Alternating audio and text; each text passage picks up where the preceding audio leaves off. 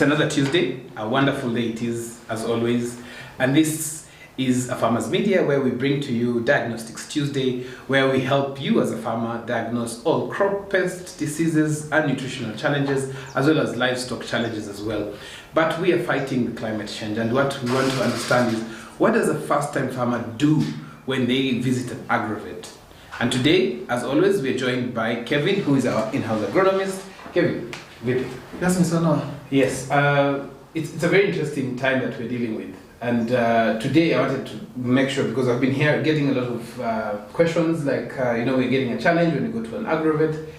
What should a farmer do, and first-time farmer do, when they get into an agrovet? All right, first of all, Noah, I think most people don't know me. My name is Kevin, and you're welcome again to our chemical department for our team. With my chemical, it looks like a lab. Actually, they're called agrochemicals. Yes. So the surface name, agrochemicals. Yes. Now we deal with so many farmers who come to us, the new ones, they're starting, those who are bold enough, the big ones, not the big in body or big. Okay, those have been doing farming before. For some time, yes. Yeah, for some time, yes. Yeah. So for the first time farmers, what we usually ask them is, what is it that you really want? Or rather, what did you see? Right?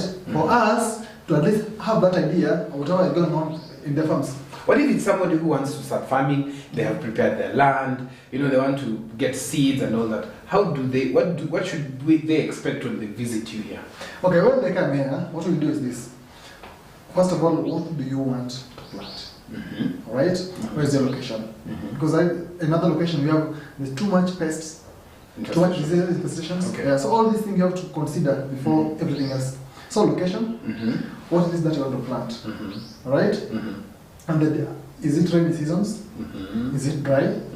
All these things come into effect. So do you have a starter pack in terms of an information pack that someone starts with that says, in this area, this is what you can plant, this is what you can do, or is it just they have to come in? Because most of them don't know what information they need to come in with. All right. As much as we are doing sales, so will you send them away to tell them go get information? No. Yes. As long as we are doing sales, yes, we do sell professionally. Right. So meaning whatever we give you, is something that will help you and help us. So the agrovet now is the fastest way to extension services. Yes, exactly. So what is this thing that a farmer should actually come and befriend you here and say, I'd like to work and get something out of Just on that one, there's something I always say, I always tell people. You have a car, right? Yes. You are a personal mechanic. Yes. Even if you have a problem you can fix. Yes. You call the guy. Mechanic, yes. No, right? Now as a farmer, you also must have an agronomist to help you when things get quick.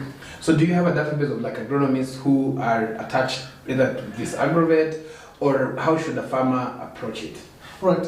In our shops we do have agronomists who will help on the ground, and also we do contract others who will help consult with them. Okay, interesting. Yes. Thanks, Amy. So you've had it. Again, if you go to an agrovet, the first time you get information there, that is the first point of like extension services.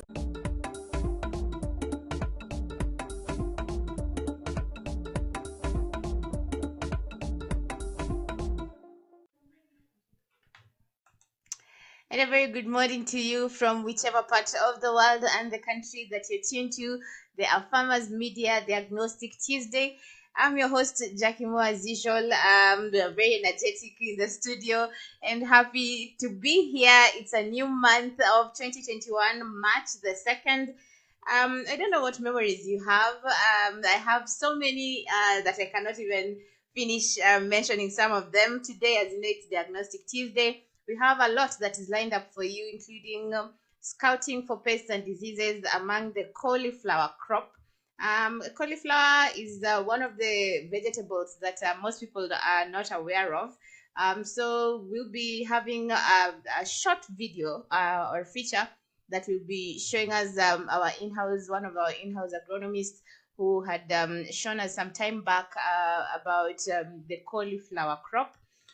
Just to take you briefly on some of the stories that are making headlines this morning. Today is gonna be a memorable day. As you know, March this year we'll be celebrating the first anniversary since the corona pandemic was reported in Kenya. So today is going to be a very historic day. Most of the people are waiting tonight. The first batch of the long-awaited COVID-19 vaccine is set to arrive sometime later tonight or in the evening.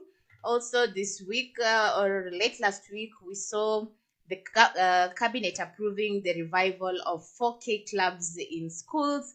And also today, there's one of the stories that I've seen that is going to be making headlines about the National Cereals and Produce Board. That is National Cereals and Produce Board bill that is aimed at replacing aged infrastructure at a cost of 1.8 billion. So those are some of the stories, agricultural stories that we're waking up to this morning. But before we get into discussing the stories, let's get into Diagnostic Tuesday. And I have one of a very interesting guests. He said he's coming from Teso, all the way from Teso. I don't know where Teso is, but he's going to tell us exactly Teso is in which county. Don't say I'm a bit shady. I've not been able to travel all the 47 counties, but I hope this year one of the counties that I'm going to visit during my farm visits is Teso County. Is it a county or a sub-county or a? It is a sub-county. It is under Busia County. It's under Busia County. Teso sounds like those Nandi kind of communities. Not really. It is Teso. In fact, if at all talking about Teso as a community, we are Nilotes. We are underplain Nilotes. So you eat a lot of fish. So we eat fish. We eat mostly we were pastoralists. So we eat a lot of meat and all sorts of such. You speak Luya or? We speak Teso as itself. How do you greet people in Teso? Bi Abakiro. That's a new one. It sounds like Sudanese. Thank you so much for joining us, Justus. Probably you could start by introducing yourself. Tell us a bit about who is Justus. Justus is a Kenyan, like any other Kenyan. I'm born in Kenya by nature. You know, there are those ones by registration, but I'm born in Kenya by nature. I'm from Western Kenya. That is Busia County and Teso South constituency. Or sub-county. Nowadays it is being called sub-county and all that. So I'm a student. I've also done this agriculture in high school. We do it even daily in our homes. Yes. So I'm a graduate as well in the media industry. Okay. Yes. So you've talked about Tesos being plain nilotes. Yes. There are different kinds of nilotes. I remember in GHCRE, those ones studied for a guy. I've tried to reveal my age. I'm not that old. I'm not that old. I'm in CBC. Yes. Plain nilotes. And one of the crops that is grown in Teso is maize. Maize, yeah, exactly. We do grow maize. Like myself, since my childhood, I've really fed on maize, like ugali, we've been eating. Though we also have other foods like mihogo, this cassava, but majorly we've dealt with maize. Yes. So you said you've done maize since you were young. Yes. Let me just ask you one of our funny questions. Have you ever thought of asking yourself what kind of maize have you grown? The variety? Majorly, the variety we've grown is just this normal white maize. Though in our place, I've also seen several varieties. There's this variety that is purple in color. There's another one that is pink in color. All those varieties are there. But what we've dealt with is majorly like those days whereby we didn't have this Western seed, this modernized seed. We've been using that local one. Yes. Okay. So probably could you be knowing the steps it takes when you're planting maize? Yes, I know the steps that let me just talk on behalf of my fellow people from there, how we've been doing it. So first of all, like when we talk about our traditional way of doing it before we come to this modern one. Traditionally, we've been taking these the maize cobs. You see, you hang it maybe in a kitchen. It stays there for some time. For that has the maize seeds, yes, the maize cobs that have the maize seeds. After just harvesting, you take the so-called the best, well-nourished best ones. You select, then you hang them there. They stay there to until the next season. So when the season is ready, you come, take them, uncob them, then plant. But majorly the procedure we've been using, in Western Kenya, we have a lot of rain. And those seasons, most of the planting seasons have got rain and sufficient rain. And at times, it rains more, then it destroys even the crops. But that is the other challenges which we'll be discussing later on. So you plow, we do plow, first plow, second plow. Then after second plow, we've been using our local manure from the cows and the animals, or rather the waste from home. You see, like tree leaves, after decomposition, we use them as we've been using them as manure. So after second plow, then we plant by applying manure. Locally, we've been using just a step, like we've not been measuring, like that is the way it is being done modernly. But we've been just using our local jembes. You make a step, you make a hole there, then you drop your manure and your seedling. Yeah, not seedling, but a seed. Yes. So you've said you usually place the cobs on top of the seedling. I'm trying to imagine the kind of seedling that you have. Probably explain the seedling. Exactly. And why the seedling. Why not dry it in a granary or a different place? Why the seedling? Mostly we've been using, in fact, the kitchen, where mostly the kitchen area above where we are using for cooking. You see, so the reason as to why that place is usually being preferred is that when that smoke comes up, it is used as a storage sort of thing, whereby that smoke will not allow the seedlings to have the seeds to have those we normally have those insects which destroy the seeds. I hope you know those pests, small pests which destroy those weevils. So the smoke majorly prevents the seeds from being attacked by the weevils. Interesting. Yes. So you only do that for the seeds that are to be planted, be replanted. Yes. Why not the whole crop once it's harvested? Not really. We don't have enough space up there. We don't have enough space up there, and then the other harvests will just be stored in granaries and all that.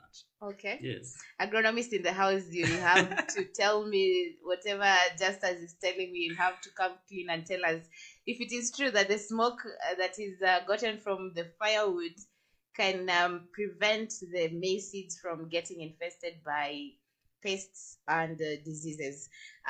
You're still watching The Morning Dew with me, Jackie Mo, and this is A Farmers Media. You can follow the conversation on our social media platforms at A Farmers on Facebook and LinkedIn, and A Farmers with a Z on Twitter, Telegram, and Instagram. Today we are talking matters to do with agriculture in Teso. Teso, I've been told, is in Busia County, western part of Kenya. We're getting to learn more about maize farming. We started with maize farming. Now, just tell us, because today we are just talking about how to diagnose the pests and diseases in our crops. Yes. What are some of the pests that affect the maize crop in Teso? We have so many pests, beginning with there's this pest which has just infested the whole of Kenya, grasshoppers. Yes, the locusts and the grasshoppers. In our place we have even those grasshoppers, big ones. They do also attack maize. We also have even not only pests, even the cuckoos.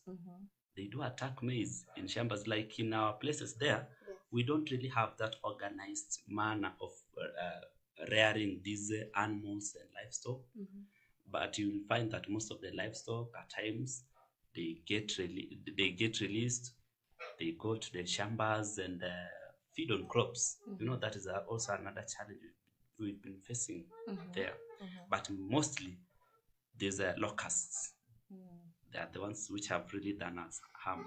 Yes. There's the biggest pest that most of the counties had talked about sometime last year, but the fall armyworm. Yes. Have you been affected by it? Of and course. How have most of the farmers dealt with it? Because the biggest challenge that most farmers were talking about was lack of a pesticide that could actually clear it out from the maize. That fall armyworm is also there. I can't deny, because currently, mostly it attacks the western seed maize. So it is there, it is affecting. That one can't be denied because it is countrywide right now. Yes. So how do you manage it in Teso? Currently, we've tried a lot of pesticides, several varieties of pesticides, and it is not working. So some of our residents there have tried the ash, the natural ash, and it has worked. Really? Yes. Just natural, any kind this of ash? Ash, yes. You just go and spray. Not really spraying, but pouring it. You just pour some portion on the maize cob or on the stem or on the roots. Not really on the roots, but on top of that maize seedling. You know where those leaves are coming from that side. So you go just pour some, because the worm itself affects the stem. Yes, the stem. So you pour it up there, because I'm told there's a scientist who told me that these worms do come out at night out of that stem. So they will come through the upper side. So when they do so, they will meet the ash, and the ash eventually destroys it. Yes. Is there a timing that you should pour the ash? Is it in the morning, in the evening? Preference is in the evening, and mostly when it is not going to rain. Yes. Because when it rains, then the rain will wash it away. Yes, very true. Most of the mistakes that the farmers do is they wait for a crop to be infested for them to act on it. Exactly. You, as a young farmer, when is the right time for someone to be doing scouting of their crops and for them to be acting on that particular kind of probably pest or disease? On crops, scouting is a general thing. From the planting time, you'll be scouting until harvest. There's no specific time, because you may plant and the seedlings doesn't germinate. You see? Yes. Then you have to do it again, or you have to replant and do that. You see? It is just a general thing from the word go until harvest. Yes. And have okay, let's talk about the extension services in Teso. Have they been effective? Have you ever been probably served by one of the extension services from the county government? And do you also have agronomists, access to agronomists? We have them, but it is a bit tricky because most of the time when you call them, you may be told that there are few in the ground. There are very few. You may be told they are at Budalangi, they are at Nambale. They will be traveling back to this other side maybe next month. You see, it's a challenge because they normally say that they are few. Okay. Yes. So what needs to be done in your opinion? In my opinion, it is generally... Is it that the extension service providers are few, and more trainings needs to be done amongst the young people for the expansion of these people, or should there be more an effective section of agronomists who work hand in hand with the extension officers?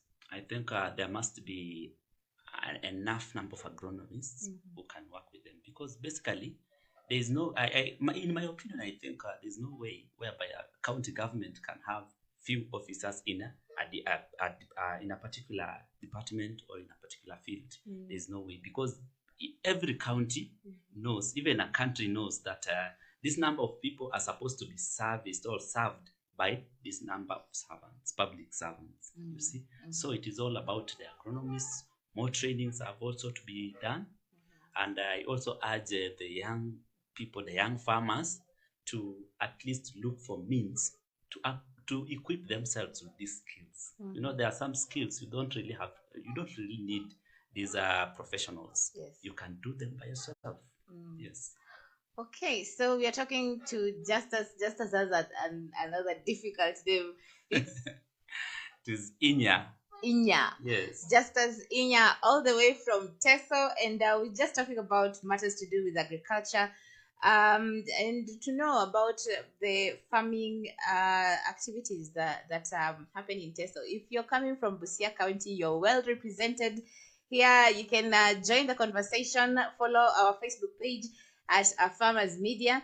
I can see Jill Zambika saying he's watching from Kitwe, Zambia. Morning, Jakima. Morning to you, Jill. How are you? And Lawali Yusuf is saying he's watching from Nigeria.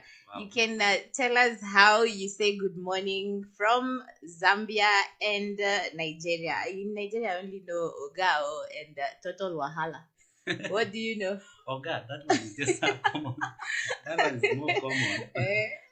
Yes, so this is Diagnostic Tuesday. We'll be taking you into the farm. I told you earlier we'll be showing you the cauliflower crop, how it is grown, the different diseases, pests, and how to scout for the various pests and diseases in the cauliflower crop as we take a short breather here in the studio to get to take you into the farm and get to know more. So keep watching our Farmers Media. We'll be right back.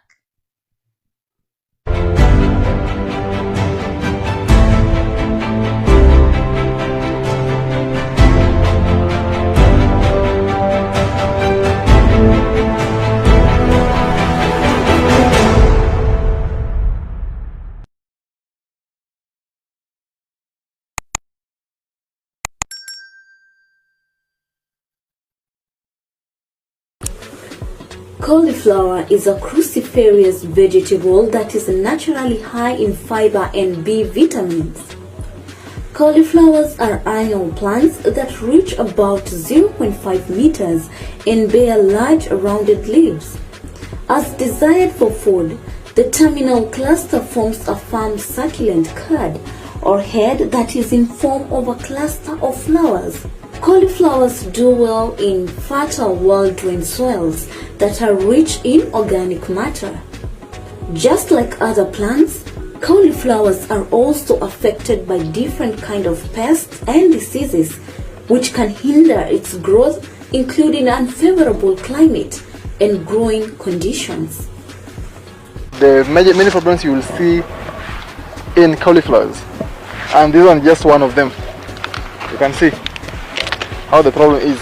It's called riciness. You can see it's living in a chana, that is, living each other. As you always say. But this one is usually caused by low temperatures. Yes. Low temperatures. Low temperatures during planting leads to this problem. So you have to make sure during planting you have favorable temperatures for your crops. Always talk to your agronomist when you plant, so you can know when to plant what and what works when. Temperature will depend on your area, the area you are in. Because I can't tell you we are in Nyandarua, I want to grow this, and you are in somewhere in in coast, it's too hot. Yes, so that will depend also in your locality. Yes, and also if you are in those climates where it always changes. So you have to know when is the cold season.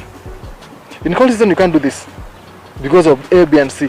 And if it's too hot you can't do A, B and C. So always, that's why I'll just have an agronomist. Will guide you through it. Yes.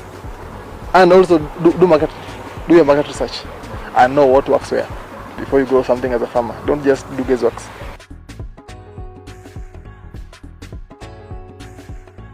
There's a lot of pests that attack cauliflower. The most notorious one is aphids.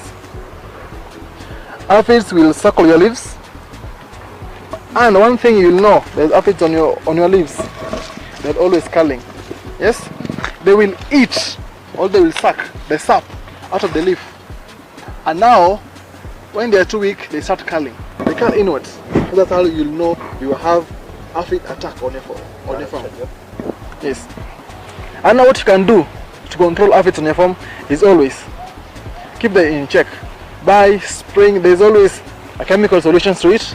There's a biological, and then there's IPM. Yes.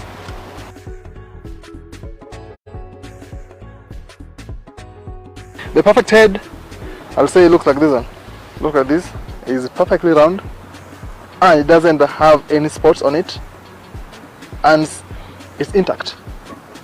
That's what makes a perfect head, and is a good size, good market size. Not too small, not too big, not overgrown, just perfect. Yes.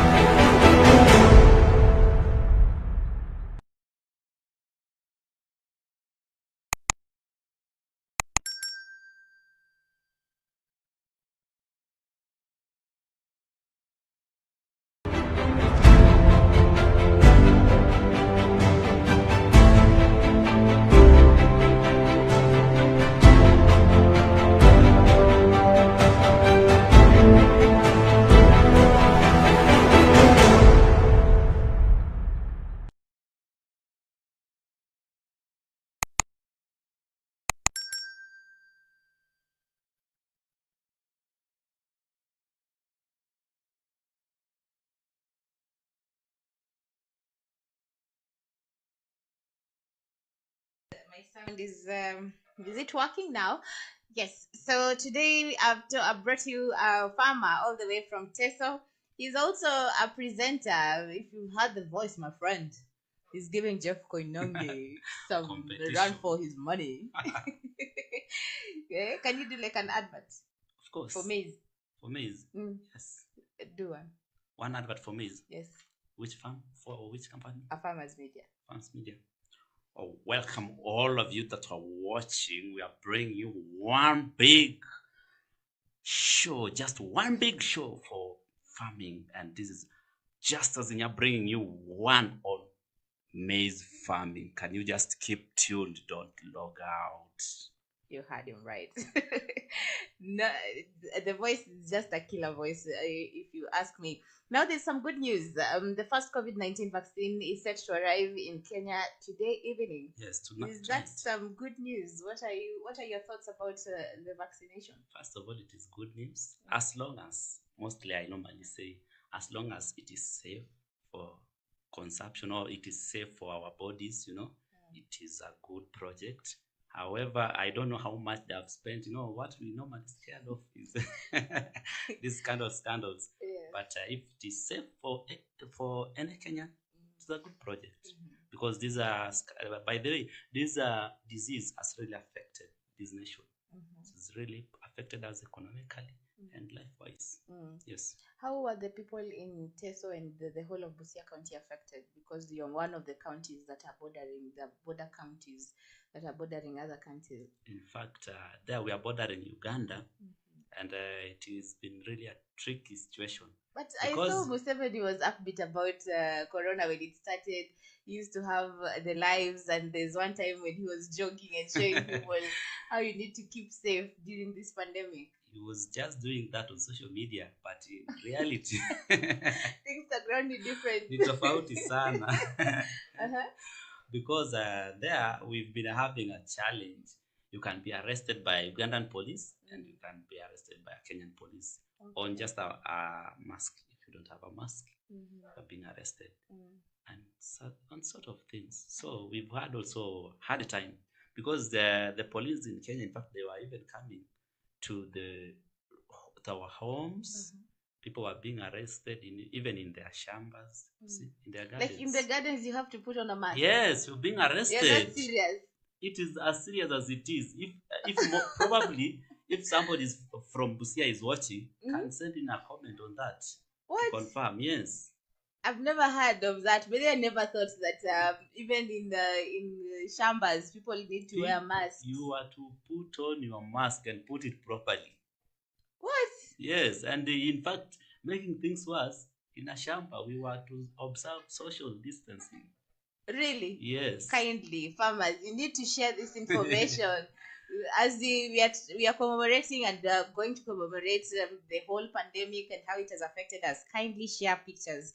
I need to see that masks and social distancing amongst farmers. It was mandatory. Mm-hmm. Yes, the police were coming to the villages to investigate on that, and found minus a mask, you're being arrested. What? Yes. And then you have to pay a fine. You have to pay a fine. If you have the cash, you can give it straight away. You are being released.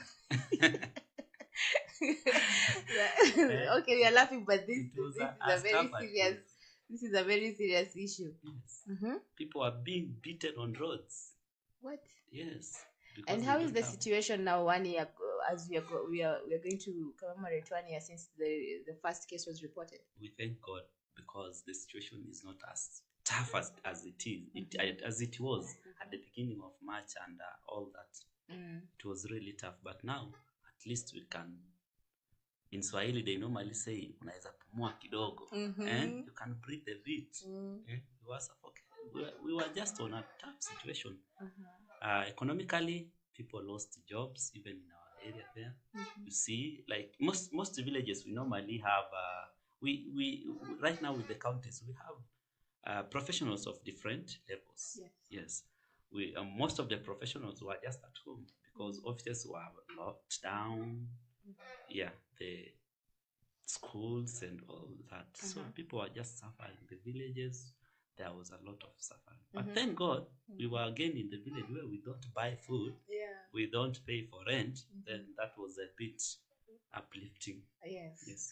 But then how easy or hard was it for farmers to transport their goods? Because I'm assuming, being one of the countries that are bordering Uganda and probably parts of Tanzania, how easy or hard was it for you to transport your goods within the counties and even out of Kenya?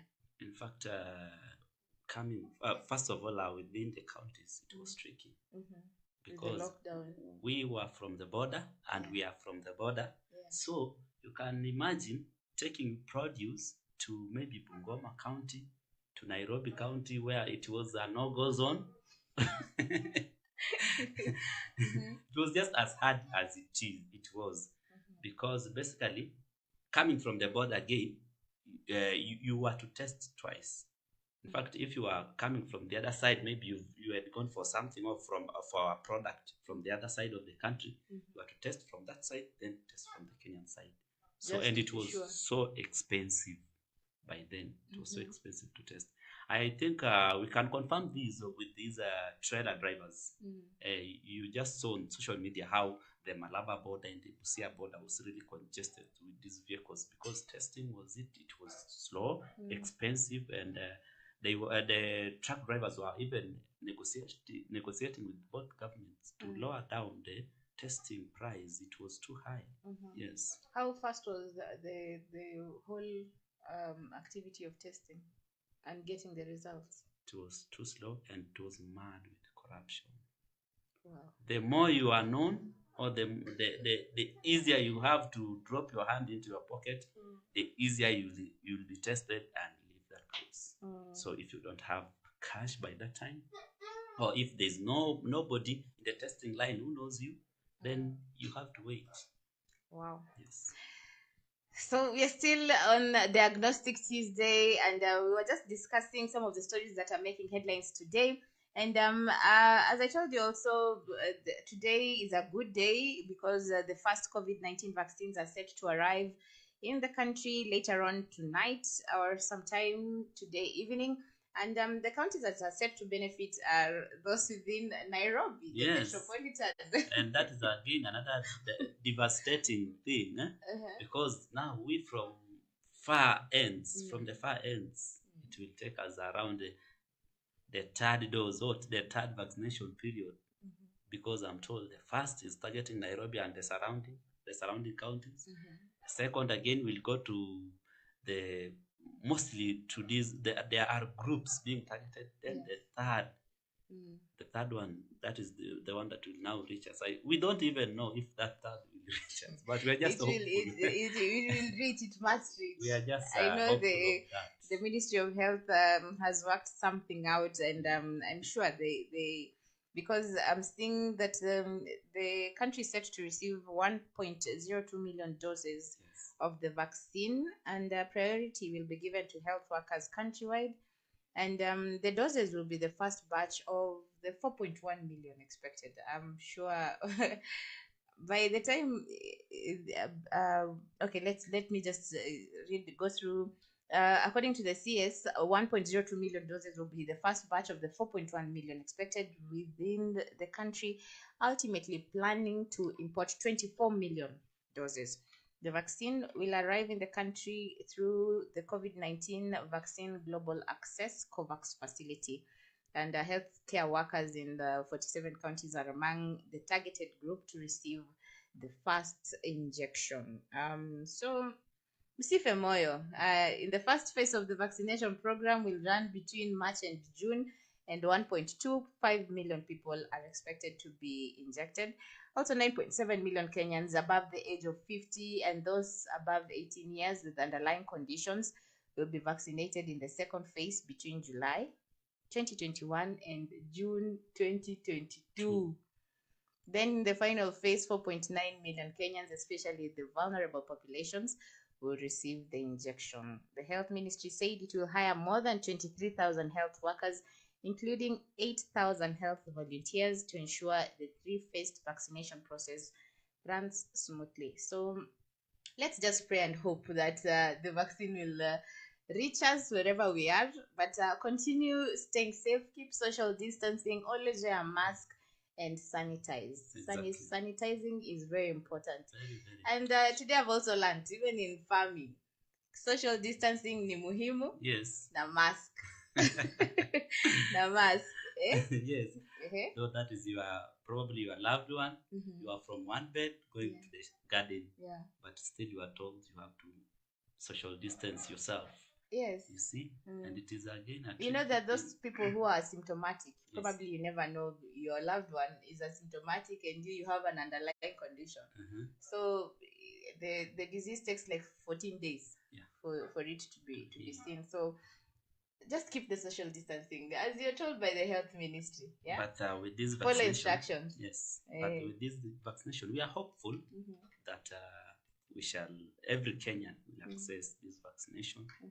And again, 2022 being a year of elections, and we know how Kenya is usually when it comes to such things, we still pray that let this vaccination reach each and every Kenyan, because people have really suffered. Yes. Many are right now have died. Yes. Have left us. Yes, that's very true. Now, coming back to our story, we were talking about maize farming in Busia County. Yes. We talked about the diseases. Now let's go to marketing. And the biggest challenge that most farmers talk about when it comes to crop farming is access to markets. And we've had the National Cereals and Produce Board, where most of the farmers have been complaining about the low prices, the board not being accessible. Most of the farmers lacked most places where to sell their crops, and there's a time I visited Kakamega County, and the farmers there were actually growing crops for their cows, and I was actually amazed, like, really, can that happen? A country that feeds on ugali on a daily basis, it's ugali, githeri, modokoi, mokimo, we all depend on maize. So tell us about market access. Market access is a bit a challenge. Because we've been majorly, like in our area, we've been majorly dealing with our local markets, whereby you'll find that most of our farmers have been taking their produce to the local markets, sell them at I just see as a throwaway price, sell them at a throwaway price, because there are some other needs that you need to satisfy. So you just have to take to the local market, because the cereals board itself is not accessible. You have to have a link. You have to have somebody to link you through. If at all you may manage to be linked, then being paid is another challenge. You will, of course, supply your cereals, you will supply your whatever, but being paid now becomes a challenge. Yeah. Yes. And then on the same thing, we also thank God that at our place we have a nearby border where some of the produce we've been transporting them abroad, Uganda and the likes of Rwanda and the likes of South Sudan. Though South Sudan of recent has not been accessible due to political wrangles in that country. Yeah. But mostly Uganda has really helped us. When they run short of cereals, they come to the border, serve to them, or we even supply the cereals to their place. Yes. So you've talked about selling the cereals at the local market. How much is a kg of maize when you're selling it locally, as compared if you were to sell it to the cereals board and exporting it, like you've said, to other countries? In fact, we normally sell using a 2 kg can. Yes. It's called a gorogoro. Yes, a gorogoro. That thing, you know it. And you know, when maize is in plenty, that can even go at as low as 50 shillings or 70 shillings. Wow, you that's can imagine. Throwaway price. That's a really throwaway price. So you're not even gaining. Can you imagine the seed itself? You buy it at, to say, 600 shillings, but mostly 580, 570. So if you have purchased at that price, there's fertilizer, there's manpower, and you've not even calculated about transportation and all that, but you come and sell it at a throwaway price. So people are just going on loss. Yes. So your message probably to county governments, because at the end of the day, most of the farmers are depending on county governments to assist them with extension services, to assist them with the inputs, farm inputs, and also create market access. That's your camera. Probably talk to your county government. So Peter Ojamong is your governor. Tell him something kuhusu wakulima. What is your voice? I can tell Honorable Sospito Jamong, who is our governor currently, and that, the CC of Agriculture. Yes, and the CC of Agriculture and agriculture generally, that indeed farmers are suffering. The crop yields, of course, our land is blessed with fertility. It's really fertile. We get enough crops, we get enough yields, but now the market access is the real problem. Up your game in the county in terms of road access and market access, because the cereals board is not accessible. Kindly, Mheshimiwa, open for us the market access. If it returns to be the abroad one, then to be safe, because I'm told right now the countries outside there are really eating ugali. And the food products from these cereals and these locally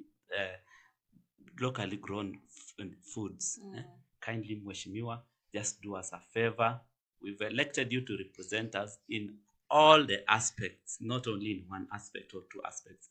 And we are Kenyans. We are even crying to His Excellency, the President of the Republic, kindly open for us this market. I know this market is open, but accessibility now, kindly.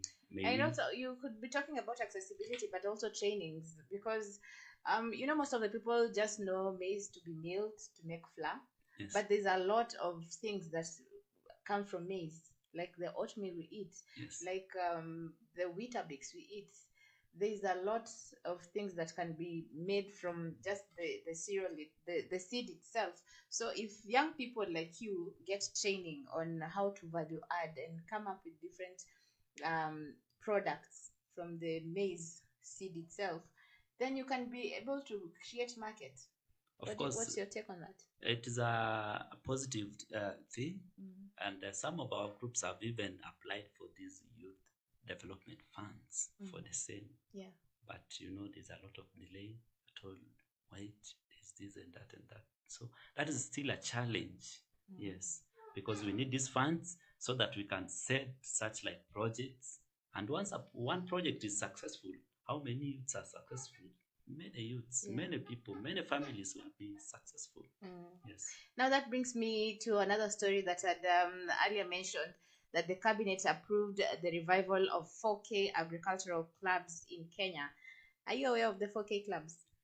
I am aware of the 4K clubs, though I don't have access to it, that deep access. What exactly is it about? If you could briefly tell us about it.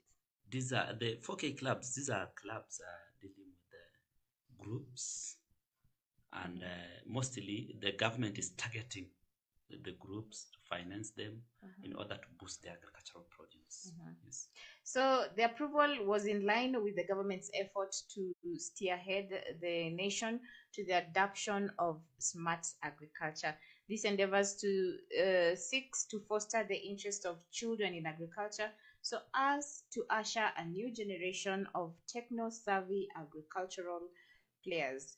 I think there you're being challenged as farmers in Teso when you say that you put your maize cobs on the ceiling. So Yes, now they want techno-savvy people who can produce new or generate new seeds for farmers to grow, that you can be able to actually generate your own seed without using the local or traditional methods. Yes. Are you ready to embrace that? Of course, we are ready. In fact, I brought that story because it is the thing I've been seeing our grandmothers, our grandparents doing when we've been growing up. But right now, with the modernization, we are also mutating. There's this thing of mutating to the new thing. We are now also mutating to the new methods. Yes. So we'll be trying to get a hold of the ministry, someone from the Ministry of Agriculture, to take us through these new approvals and who are going to be targeted. Is it going to be the students or children in lower primary, upper primary, or is it in secondary schools? Right now we are in the CBC curriculum. Yes. And things are changing. Really changed. And students are actually learning online. They don't have to write and do a lot of things. It's just typing. If it is diagnosing a disease, they don't need to pour the ash. They just put the app there. It shows this is the disease and this is the kind of chemical that you use. Yes, so I think it's something that needs to be embraced and encouraged among our youth and the young people who are coming up. Exactly, because in fact, this thing, digital learning, has been really pushed for so long. If it could have even come many years ago, then we could have been several steps ahead. But since it is now being embraced, it is good. Let our children, this new generation be digital. Let's do things the faster way as the outside world is doing. A project that has to take 10 days in Kenya takes months, because we've not been in that digital era, digital embracement. But right now, I'm seeing things are now going as fast as possible. Because right now, if you release an information here, it gets to millions within a second. That is a good thing. Yes, very interesting, very interesting. Thank you so much, Justus Inya. Yes. All the way from Teso. I've managed to say the name. All the way from Teso. I really need to go to Teso. Now, apart from maize and cassava, what kind of fish do you have? Do you get fish from Lake Victoria, or you have the pond fish? Currently, we have the ponds at Alupe. There's a nearby fisheries at Alupe. We have the ponds there, whereby almost all sorts of fish have been reared at that place. And then we also have Lake Victoria, which is also near to us. We get fish at the same time at that place. Because we get there. You've asked me about the type of fish. We have tilapia. We have catfish. We too have mudfish. What's the difference between catfish and mudfish? There's a difference. I think it's appearance, mostly the color that is bringing. The mudfish is a bit darker. The same shape with the mustache and everything. It's just the same shape. But the mudfish is a bit darker, and it grows more crazy. And it can also grow bigger than the catfish. How big? It can be as big as 10 kgs. Kindly take us to Teso. kindly. You need to go to Teso to see this. Yes, you can see them. When you just visit Adope Fisheries, there are those fish there. We have even tilapia. And Nile perch? I'm yet to encounter a farmer doing Nile perch because I've never seen Nile perch. Is being, we have not had a farmer rearing Nile perch. For just to be honest, most of the farmers they are rear tilapia. This is mostly accessible and edible. Though Nile perch is still edible, but it is a bit tricky. You know, even its rearing and expenditure does scare farmers. The reason why I brought the fish issue is because we still have a lot of importation of fish from other countries, and yet most of the fish farmers from the lakeside and the western region complain of lack of markets and accessibility to our markets. Where do you sell your fish? Even I know the people in Busia are not able to get enough fish because of the prices. Tell us the challenges when it comes to fish farming. First of all, finance. Finance is the biggest challenge because setting a dam, you can imagine you need to have a lot of machineries and enough funding. So finance is the biggest challenge that we have. Lands, we have some sort of nice lands, some spacious lands there. Farmers have got enough space where they can set that. You're not like our brothers and sisters from Kisii, where now they want to make flats like in China. Oh. Because they are too many. And now that one will go on at market centers where people are now have bought almost every portion of land, you know. But the rural areas, we have sufficient lands where someone can set a fish pond. That is the challenge. Another challenge is also in terms of license. You know, acquiring license to rear fish tends to be a challenge because for a specific type of fish, you have to have its license. So a dam can have as many species as possible. Then that is also a challenge. And then another challenge is also predators. Yes, we have also predators. You know, in our places, even man is a predator by itself, by himself. I mean, yes, you may go on, like at night. They can go fish without your permission. Of course, because these are thieves. That's why I'm saying predators. What? Yes, there are those who are armed at times. Yes, they can go fish. When you wake up in the morning, there's nothing in the pond. Oh my, no way. And that is also another challenge. Security itself is also a challenge. Yes, because when a thief comes armed and you're not secure, what will you do? You have nothing to do. They will fish and go. Yes.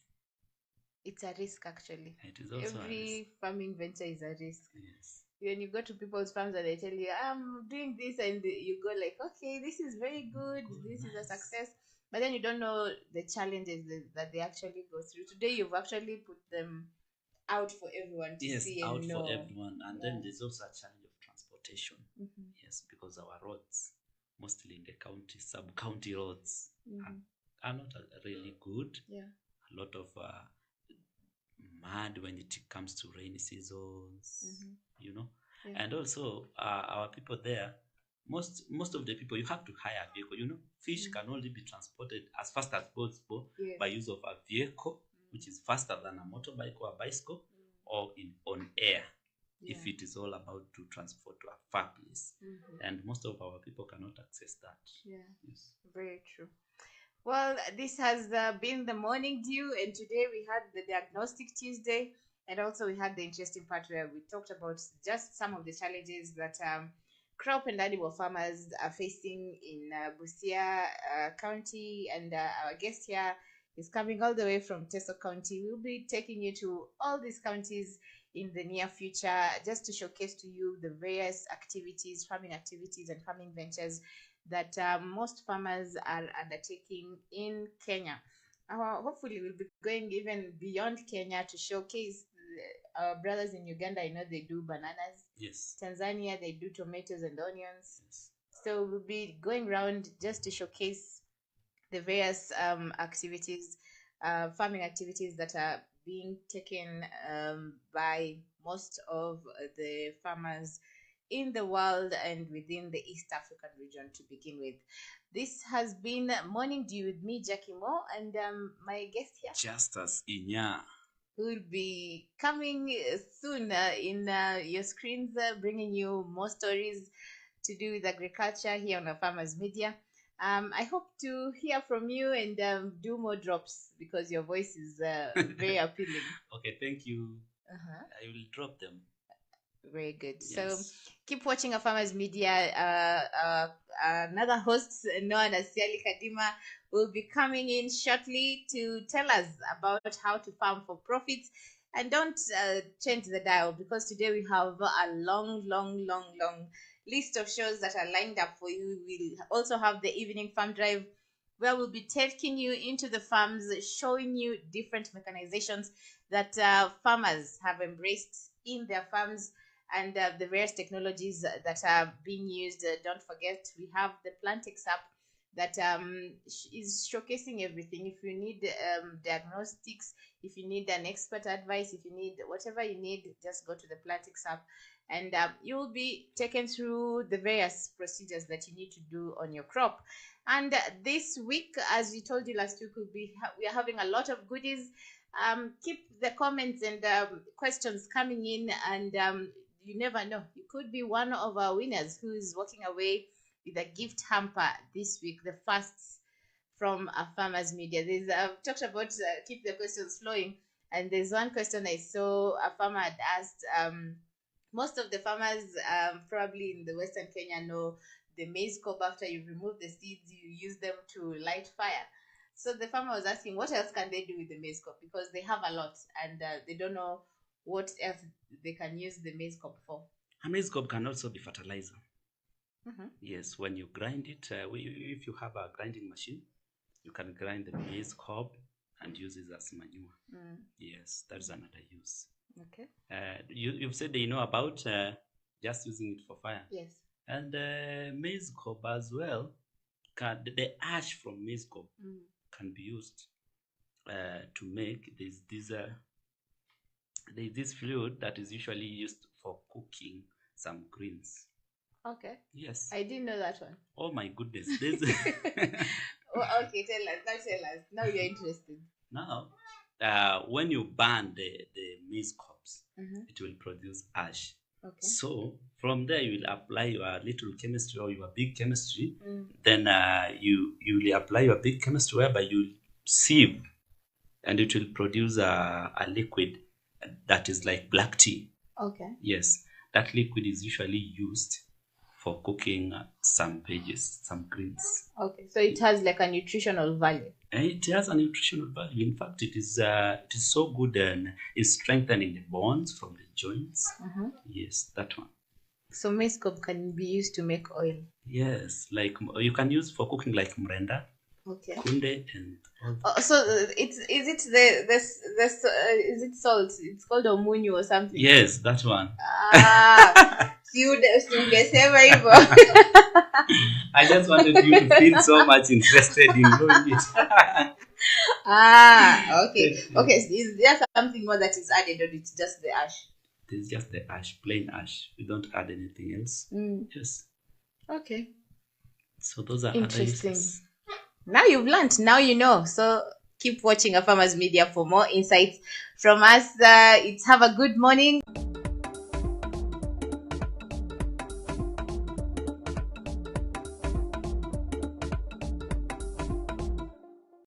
Are you a farmer facing challenges in your farm? Pests, diseases, or even unsatisfactory produce? Worry no more. The solution is here. Join us every Tuesday on Diagnostic Tuesday, where we talk about various issues affecting agriculture and interacting with experts with knowledge in different sectors of agriculture to provide you with appropriate solutions, giving hope to farmers to attain better yields, to achieve financial success and development. Our farmers attain knowledge and grow profits.